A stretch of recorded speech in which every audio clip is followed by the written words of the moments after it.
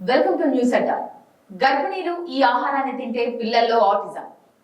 Process చేసిన ఆహారాలను తీసుకోవడం వల్ల మనం అనేక దీర్ఘకాలిక అనారోగ్య సమస్యల బారిన పడుతున్నామని మనందరికీ తెలిసిందే.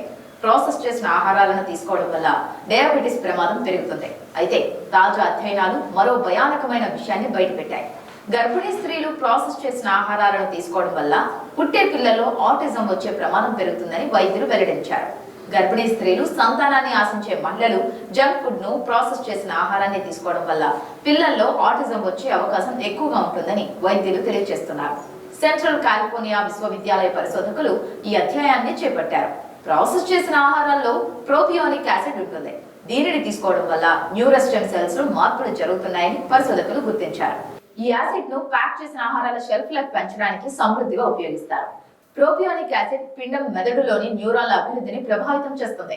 ఆటిస్టిక్ పిల్లల నుండి సేకరించిన మలం నమూనాలలో ఈ ఆమ్లం అధిక స్థాయిలో ఉందని, అలాగే వారి గట్ బ్యాక్టీరియా కూడా భిన్నంగా ఉందని శాస్త్రవేత్తలు కనుగొన్నారు.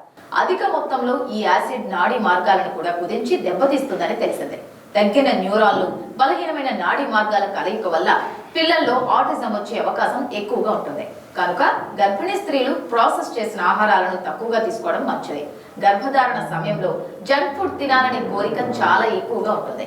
అలాంటి సమయంలో నచ్చిన ఆహారాన్ని ఇంట్లోనే తయారు చేసి తీసుకోవడం మంచిది. జంక్ ఫుడ్ కు బదులుగా ఆరోగ్యానికి మేలు చేసే ఆహారాన్ని వేరే పద్ధతిలో తీసుకోవడం వల్ల రుచితో పాటు ఆరోగ్యాన్ని పొందవచ్చు. పుట్టే బిడ్డ ఆరోగ్యాన్ని కూడా కాపాడుకోవచ్చు.